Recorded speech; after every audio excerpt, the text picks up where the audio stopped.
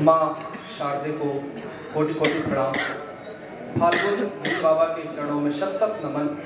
आप सभी साहित्य रसज्ञ श्रोताओं को मेरा कोटिशः प्रणाम। मैं पिछली बार भी इस कवि सम्मेलन में आया था। आप लोगों ने बहुत स्नेह, बहुत प्यार, बहुत आशीर्वाद दिया था। आज कुछ विपरीत परिस्थितियों के कारण श्रोताओं की संख्या कम है, लेकिन मैं जानता हूँ कि ये किशनपुर की धरती साहित्य मर्मज्ञ श्रोताओं की धरती है। मैं यहाँ के एक एक श्रोता को 100 श्रोता के बराबर मानता हूँ। अपना कविता पाठ शुरू करता हूँ और आप लोगों से एक निवेदन करता हूँ। क्या निवेदन करता हूँ सुनिएगा। कि भूल जाना निज आन बान शान कभी मत, भूल जाना निज आन बान शान कभी मत, और इस देश का गुमान मत भूलना। भूल जाना निज आन बान शान कभी मत, और इस देश का गुमान मत भूलना।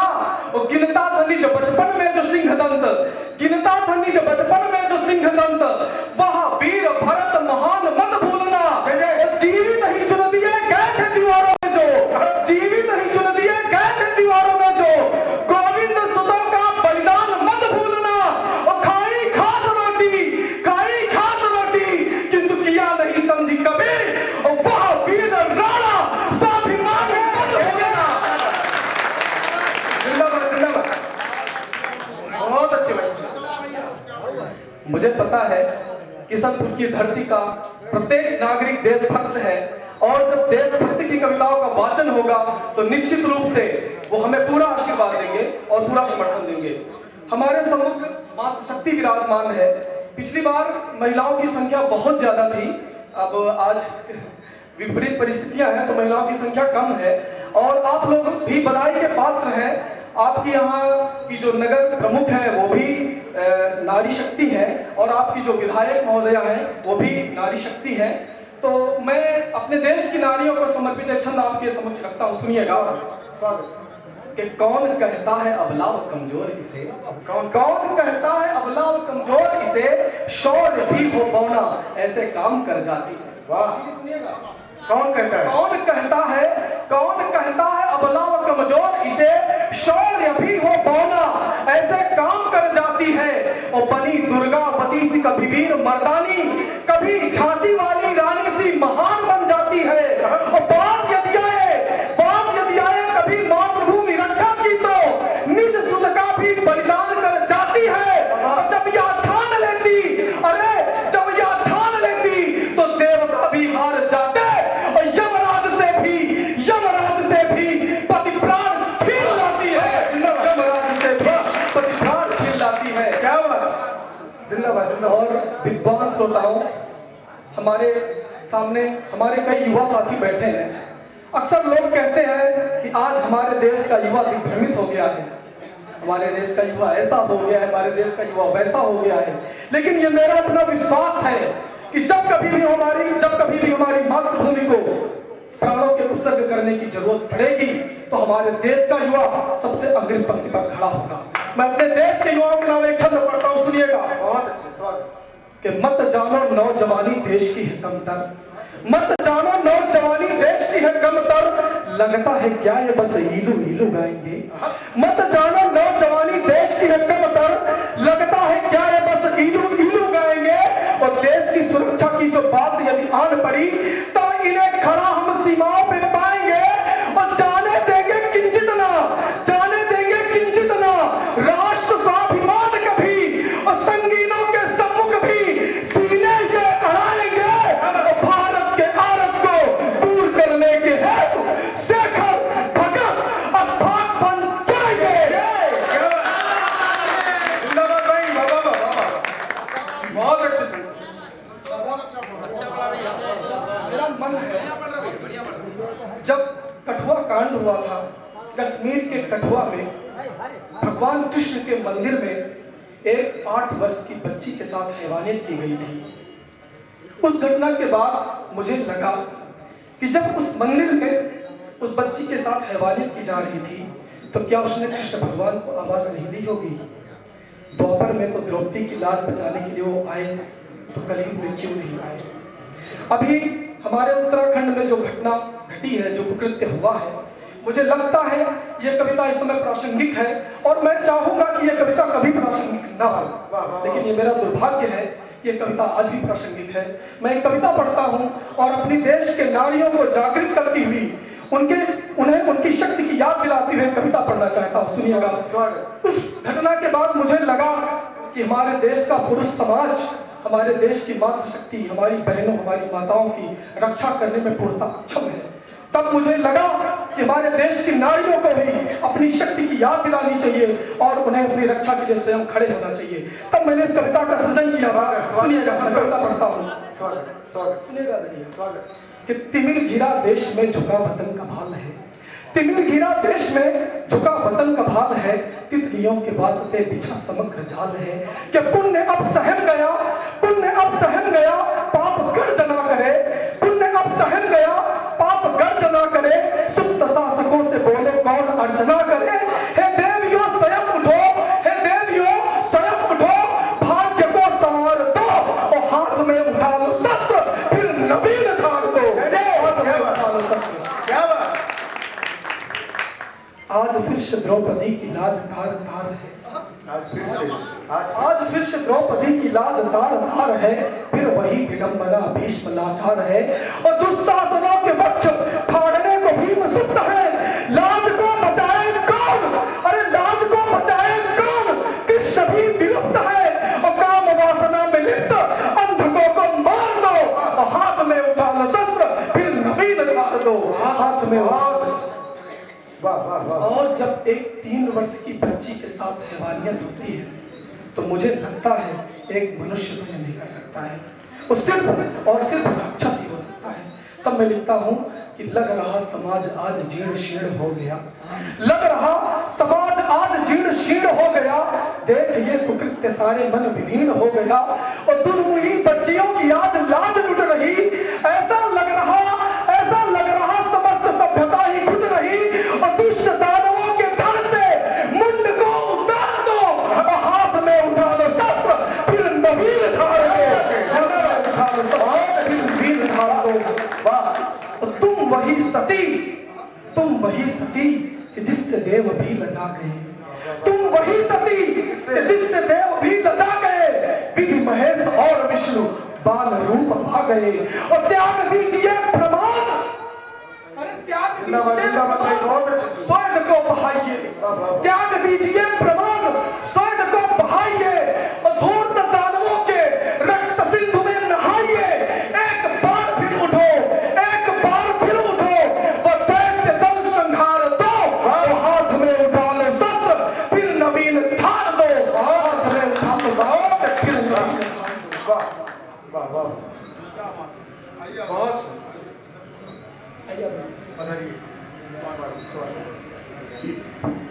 बहुत अच्छा सुन रहे हैं आप लोग। सज्जनों, मैं एक अपनी प्रतिनिधि कविता का पाठ करना चाहता हूँ। पिछली बार मैंने यहाँ पर माँ पन्ना धाय की गौरव गाथा आप लोगों के समक्ष रखी थी। आप लोगों ने उस कविता पर बहुत स्नेह दिया था। मेरा मन है मैं आज इस किशनपुर की गौरवशाली धरती से उस वीर की गौरव गाथा का गान करूं जिसने करगिल युद्ध में अप्रतिम शौर्य का प्रदर्शन किया था। स्वागत। और 4 गोलियां लगने के बाद भी वो युद्ध कर रहा था, जिसे शहीद होने के उपरांत हमारे देश में शौर्य का सबसे बड़ा सम्मान परमवीर चक्र प्रदान किया जाता है। उस वीर का नाम होता है शहीद कैप्टन मनोज पांडे। मैं उस वीर की गौरव गाथा आप लोगों के समक्ष रखता हूँ। क्या बात। इस वीर प्रसुता माटी में न जाने कितने वीर जने, इस वीर प्रसुता माटी में न जाने कितने वीर जने, मातृभूमि पर मिटने वाले इसने अगणित रणधीर जने। वीर भरत को जन्म दिया तो भीष्म पार्थ को भी जन्मा, यदि कभी जनी लक्ष्मीबाई तो कभी जनी है चिन्नम्मा, और सावित्री सी सती जनी तो पन्ना सा बलिदान जना, घास की रोटी खाने वाला राणा वीर महान जना। आपकी तालियां आएंगी तो मैं अच्छे से कविता पाठ कर पाऊंगा।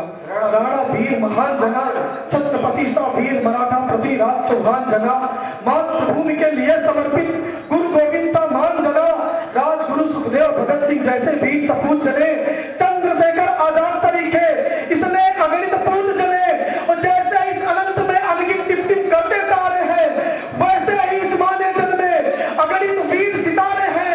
उन्हीं सितारों के संग जगमग वो भी एक सितारा है जिसने मातृभूमि के हित अपने प्राणों को वाला है। दीप्तमान उस तारे की अद्भुत आभा दिखलाता हूँ और परमवीर कैप्टन मनोज की यश गाथा को गाता हूँ। सज्जनों, जब शहीद होने के उपरांत कैप्टन मनोज पांडे जी की डायरी खोली गई, उस डायरी में उन्होंने अंग्रेजी में एक वाक्य लिख रखा था। उन्होंने लिखा था, if death strikes before I prove my blood I soul I will kill death. अर्थात यदि मेरा सोल सिद्ध करने से पूर्व मेरी मृत्यु भी आई तो मैं कसम खाता हूं कि मैं मौत को भी क्या बात। उस वीर की गौरवगाथा सुनिएगा कि उस दिन जनपद सीतापुर का रुधा घाव दंड हुआ जब गोपी पांडे जी के घर उस बालक का जन्म हुआ। मां मोहिनी देवी भी मन में अच्छे हर्षाई थी, दिव्यमयी वह बालक पाकर घर में खुशियां छाई थी। कहते हैं कि बचपन से ही पांव फूट के दिखते हैं, अपने जीवन के मानक वह बचपन से ही लिखते हैं। और बचपन से ही बालक मनोज अतिशय प्रतिभा का स्वामी था, जिस पर चलते सूरवीर वह उस पथ का अनुगामी था। और बचपन से ही उसका तनमन मातृभूमि अर्पित था, भारत मां की सेवा में जीवन संपूर्ण समर्पित था।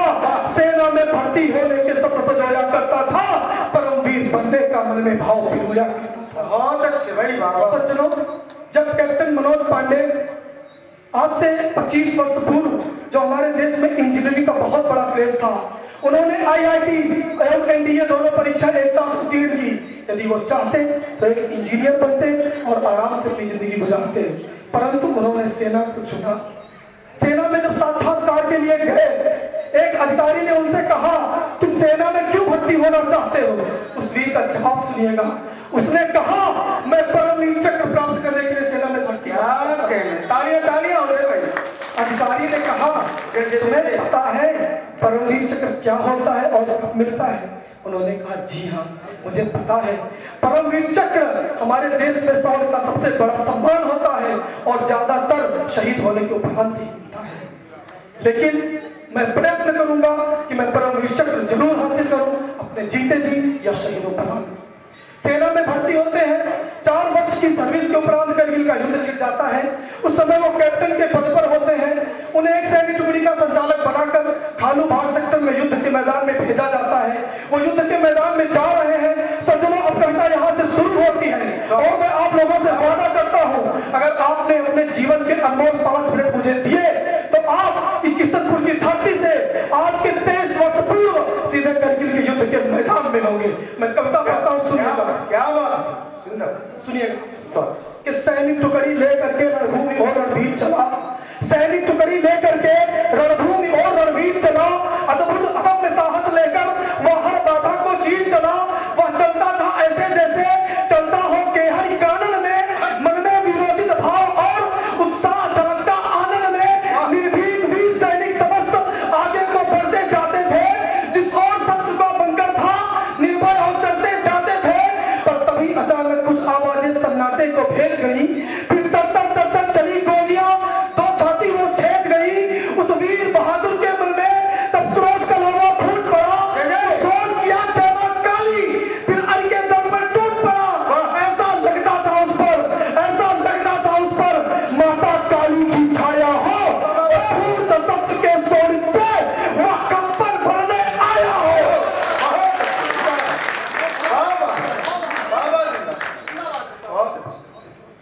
धूर्त सत्य के शोणित से वह कंपन भरने आया हो। उसकी AK-47 अब आग उगलती जाती थी, मैदान साफ हो जाता था, जिस और दृष्टि पड़ जाती थी। ढेर लगा अरिलासों का आगे को बढ़ता जाता था, जिस और शत्रु का बंकर था निर्भय हो चलता जाता था। बंकर के पास पहुंचकर वह जय काली माई बोला था। दुश्मन के बंकर के अंदर उसने देखा हथगोला था। उस हथगोले से छलवर में ही अरे बंकर बर्बाद हुआ।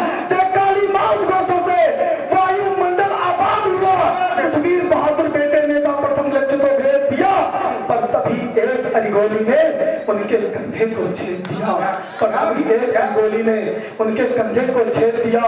देख दृश्य ने आंखों से रह गए वहां स्तब्ध सभी। आगे कविता सुनिएगा सज्जनों, पराक्रम की पराकाष्ठा हो जाती है कि देख दृश्य ये आंखों से रह गए वहां स्तब्ध सभी। जय काली मां, जय काली मां, था गूंज उठा उद्घोष सभी। वह बोला मेरे जीते जी अरे विजय नहीं पा सकता है। मैं जीत न लूं जब तक रण को यम निकट नहीं आ सकता है। और संकल्प आज लेता मनोज, मैं अरि को धूल चटाऊंगा। यदि मृत्यु भी आई सम्मुख मैं उसको मार भगाऊंगा।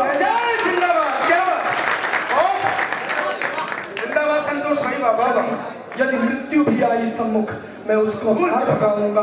और कंधे में गोली लगी हुई थी, रक्त दीप बहता था, पर धूल से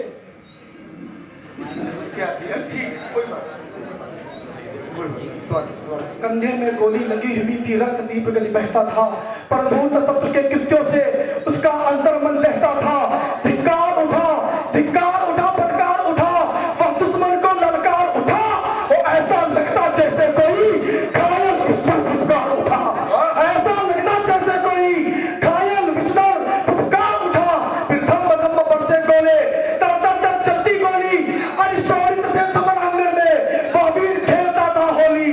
ऐसा लगता जैसे कोई सिंह लड़े सियारों के दल से, ऐसा लगता जैसे कोई सिंह लड़े सियारों के दल से। दुश्मन का हर एक लड़ाकू कांप रहा था उसके बल से। और पहुंच दूसरे बंकर समीप हथगोला उसने फेंका था। वो धन्य कह उठे सभी, वह रात तो रूप जब देखा।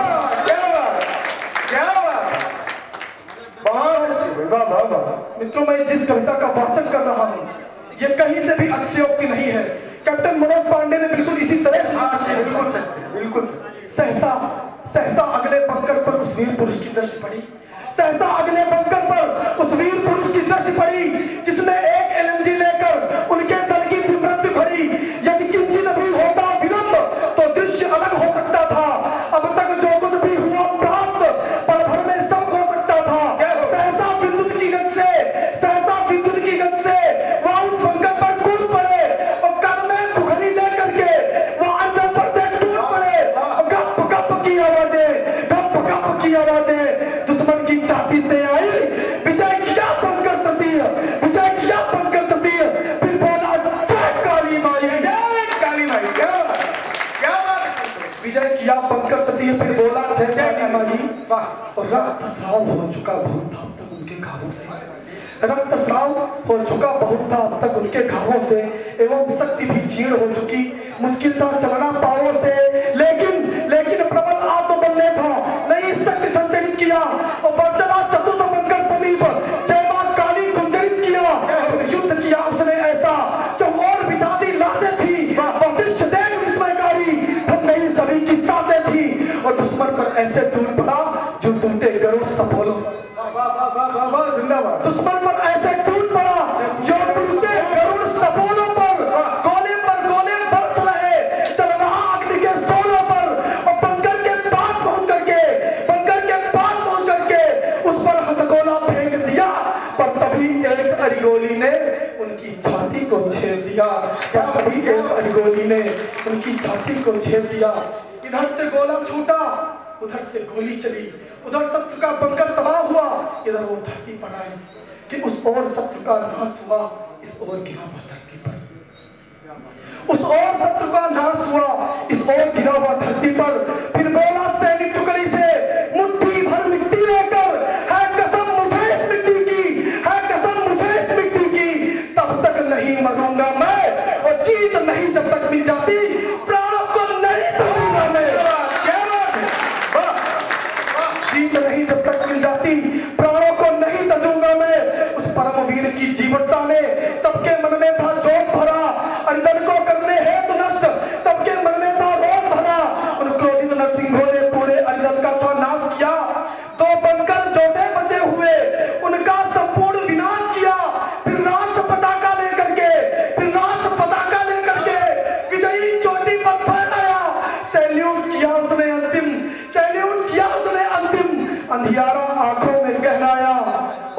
के कुसुमित उपवन को, वीरों के कुसुमित उपवन को उसने फिर से पल्लवित किया। निज जीवन ज्योति बुझा डाली, निज जीवन ज्योति बुझा डाली, पर राष्ट्र दीप प्रज्वलित किया। क्या बात है। रोजाना ये लगे सुनो, पता सुनिएगा, वीरों के कुसुमित उपवन को उसने फिर से पल्लवित किया, निज जीवन ज्योति बुझा डाली, पर राष्ट्र दीप प्रज्वलित किया। धन्य हो गई, धन्य हो गई लेखनी, धन्य हो गई आज लेखनी, लिखकर वीरों का सौरगान है नमन कोत्साह उनको जो कर गए राष्ट्रहित देहदान। उनके चरणों की पावन माटी, उनके चरणों की पावन माटी मेरे मस्तक का चंदन है। कर रही लेखनी दीक्षित की उन वीरों का अभिनंदन है। तेरी गाथा बजाएगी, तेरी गाथा बजाएगी हर मनुष्य हृदय में दिव्य ओज है। तुमको सत सत बार नमन, हे परमवीर कैप्टन मनोज।